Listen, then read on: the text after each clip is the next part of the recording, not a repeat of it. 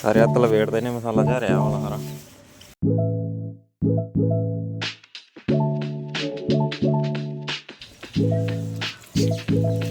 ਇੱਟਾਂ ਚਕਾਈਆਂ ਆਪਾਂ ਟਾਲੀਆਂ ਕੱਟਦਾ ਸੀਗਾ ਇਹਦਾ ਨਾ ਰਹਿ ਗਿਆ ਮਸਾਲਾ ਜਿਹੜੀ ਉੱਤਰ ਗਿਆ